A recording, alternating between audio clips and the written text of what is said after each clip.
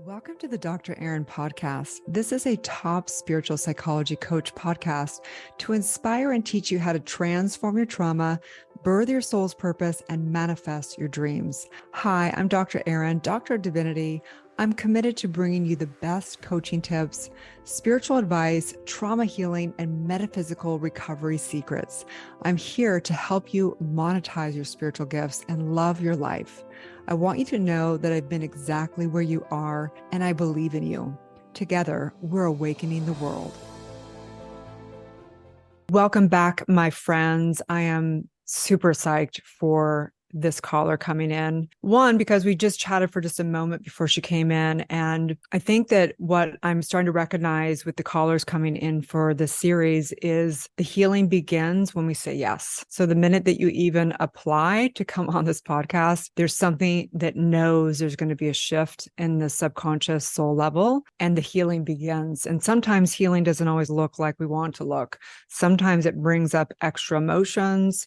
Sometimes it brings up triggers out in the world. But what I know is that whatever is coming up is ready to be healed. So I'm super excited. So welcome. The next caller is Jawana, and she is in from Roosevelt, New York, 46, and is having what we would consider in the traditional human world codependency and dysfunctional outpicturing into relationship. And you wrote, letting go and allowing myself to be free in the new version of myself. So hi, Jawana. Welcome, welcome, welcome. How are you? I'm great. How are you? You look stunning, first of all. I just want to say that. You. You look absolutely gorgeous. And thank you Thank so much you. for being courageous and vulnerable and just want to just fully receive your heart. What's going on? Letting go of resentment is where I'm at. I was married for almost 20 years, and in choosing me, I had to let that go. And I still hold on to some of the resentment of it. Things come up no matter how much I try to clear the energy of it. I guess as much as he tries to be a friend, I push it back, and I'm not able to receive even an olive branch that's where I'm at right now. Thank you. So I just want to get my head around the whole situation just so I can fully say, you guys are divorced now. Do you have children together? 2. Yes. Okay, cool. And do you mind me asking, was there cheating? What really went down? It was it was oof. There was infidelity on, and then it was on both parts. I got angry and retaliated with infidelity.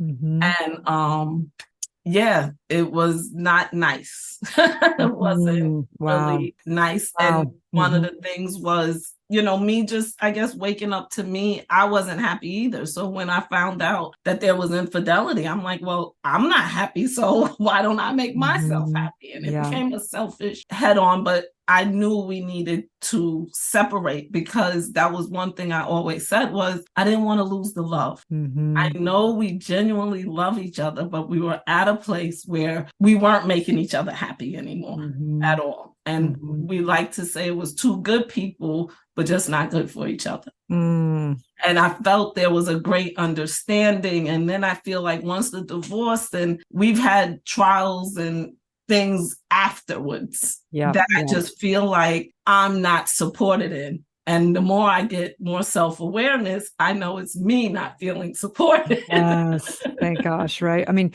so one, I just want to recognize you and your, quote, quote, ex-husband. I want to recognize you guys are in a divine partnership in this lifetime of great teachers for each other. So I do know that there is a marriage at a soul level between the two of you guys, that whether we sign the contract of divorce out here in the world, that when we have children with somebody, we are married in the spiritual realm, and that there's nowhere to run but to heal. So I want to congratulate you for being here and recognizing not just to point the finger, but saying, hey, what's really going on here?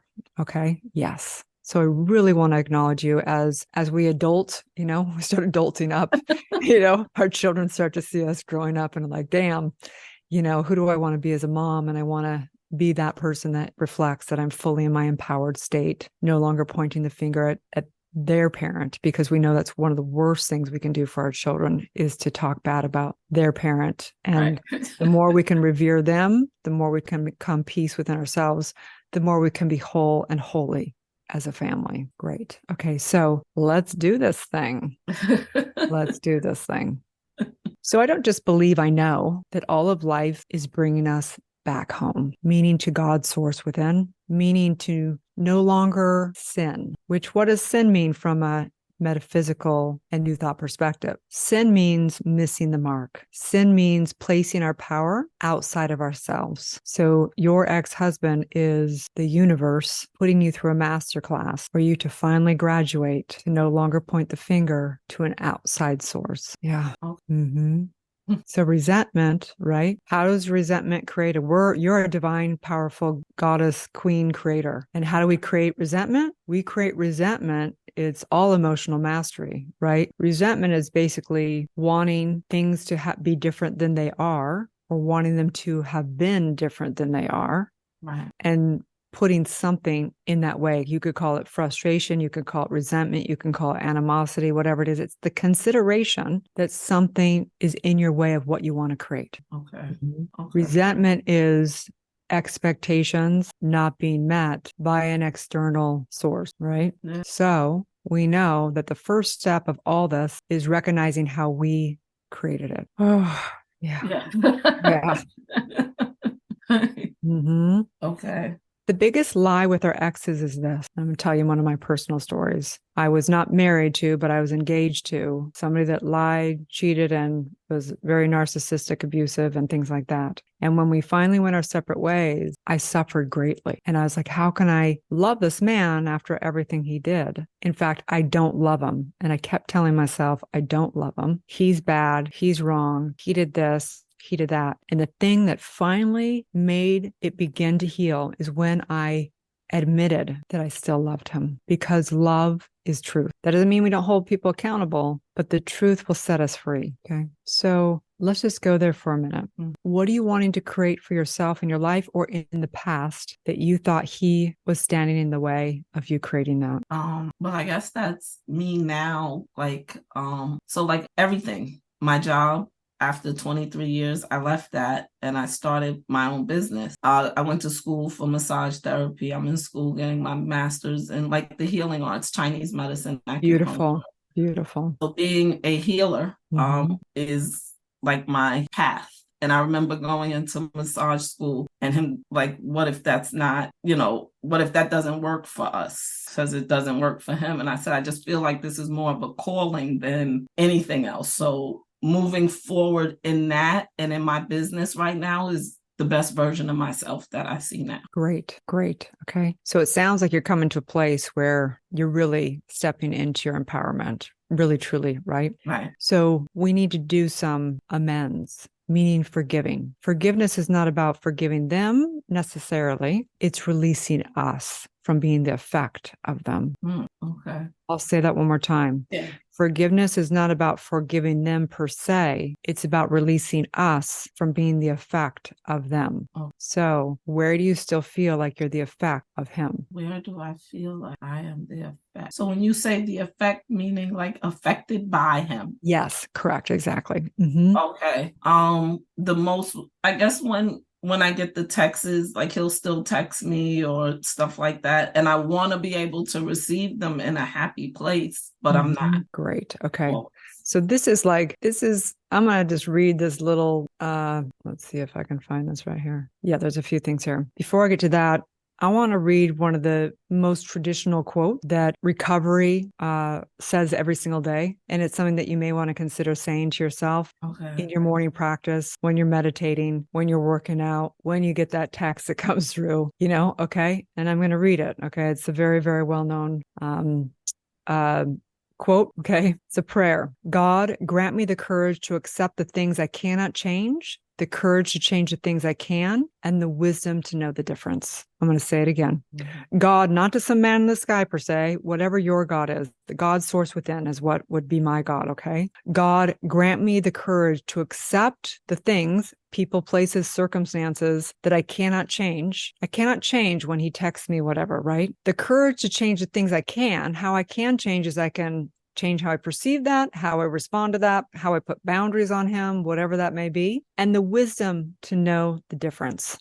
There is one source of suffering, and the source of suffering is wanting people, places, and life to be different than they are. And when we fully accept people as they are, whether we want them to be that way or not, we have choice. Someone can be a jerk or whatever. They'd be jerking. They'd be doing whatever, right? Right. Now, who do I want to be? Okay. Again, he's your master. He's your guru. He's pushing and prodding and seeing if you have mastered this master class or not. And you're like, damn, I see what you're doing right now. I got you. Thank you for showing me who I really am. I get to rise in my queendom right now. I'm not going to be the effect of you. Okay. And I'm literally going to take the higher plane right now. Every time I get that choice. Every time, over and over until you graduate. Okay. I did. Okay. So it's not an end. Never an end. Damn. No, we're still in this plane, girl. It's not ended. It has not ended. Okay.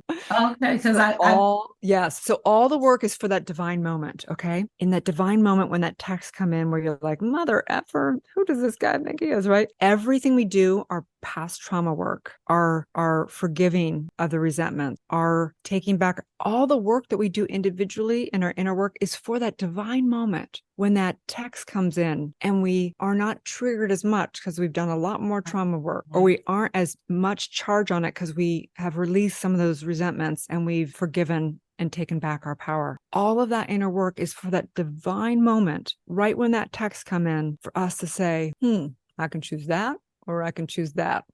Do I want to stay divided and actually make him wrong? Or do I want to rise above and create beyond this vicious cycle? Okay, I got that. I do got that. Yes. So for Thanksgiving that just passed, and I am doing the healing work. I really feel like I'm doing the Yep. So you are. You're here, girl. I know you are. You wouldn't be showing up here if you weren't.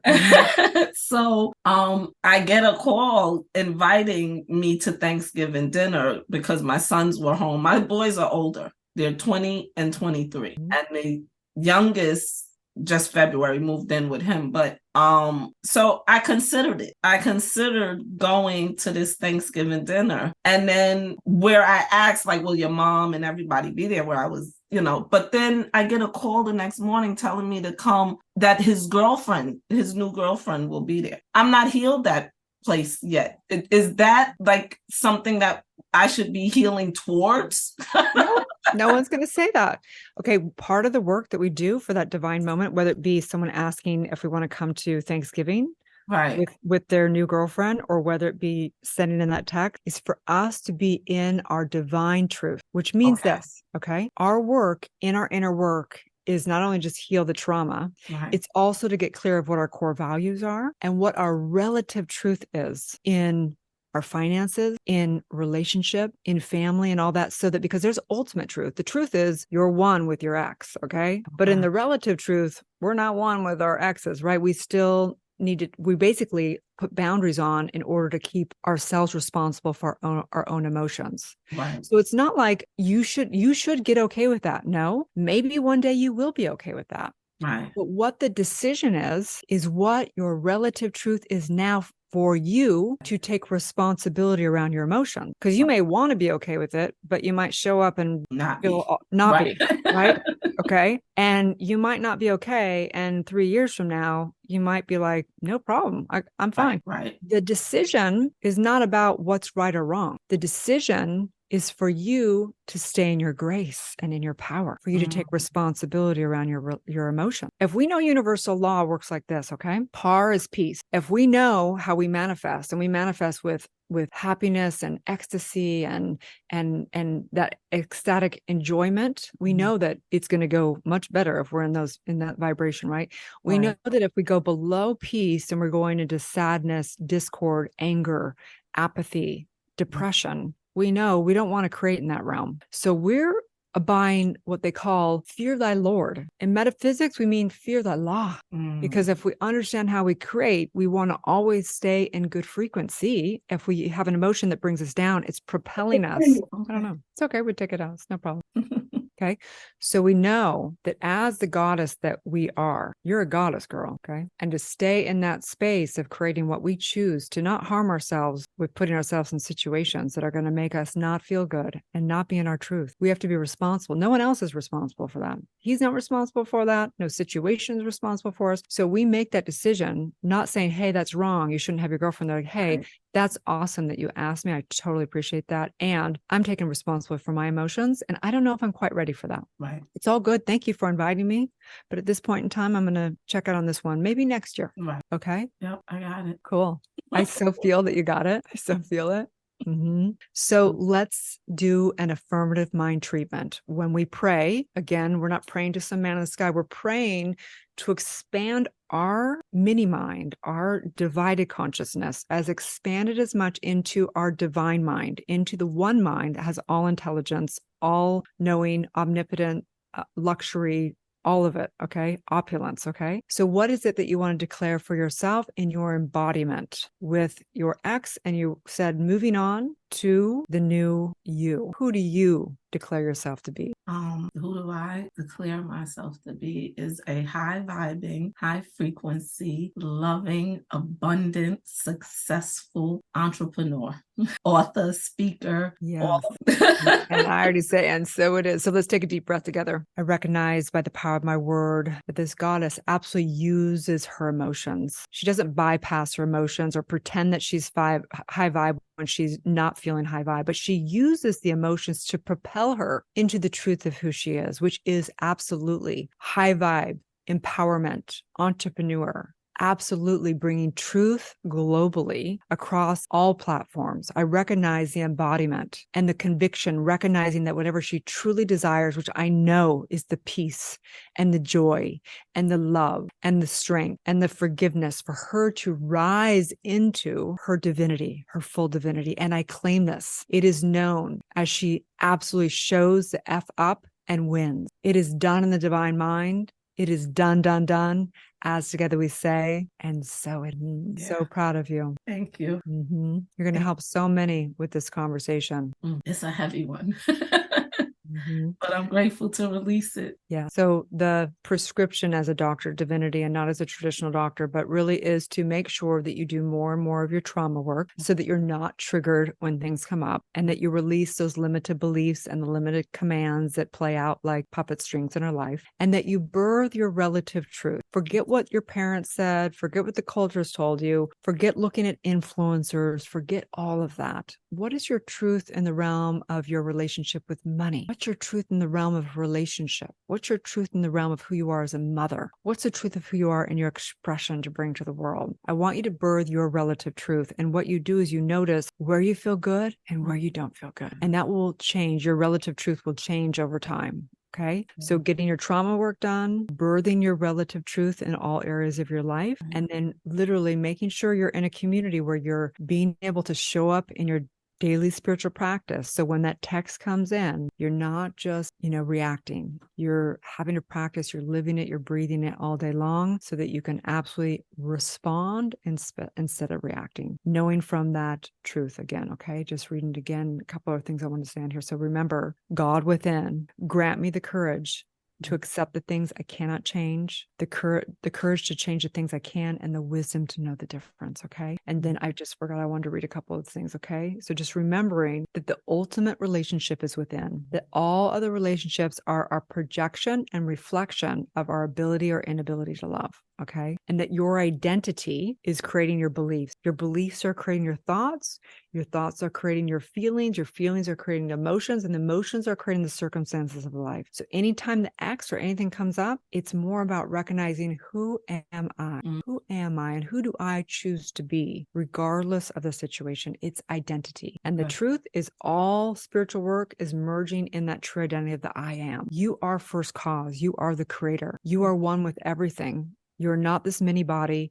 You are not a divided self. You're having the experience through this divided self. But the truth is you are all of it, including your ex. And we absolutely knowing in that high frequency of who you are. High vibe is not about one emotion. We're all emotions. High vibe is saying, I'm rising above all emotions. I'm rising above all situations to absolutely claim that I'm a leader, I'm a goddess, and hear me roar. Okay. And you are so that.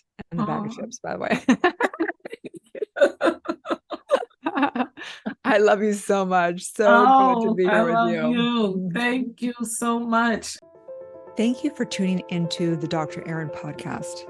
If you're ready to reprogram your subconscious mind, transform your trauma, and birth your soul's calling, or if you're ready to become an accredited certified spiritual psychology coach and E4 trauma method facilitator and get trained in spiritual psychology, universal law, intergenerational trauma work, past life regression work, metaphysics of mind, and so much more, go to drerin.tv. If you're receiving value from the show, I would love it if you share it with a friend and give it a 5-star review.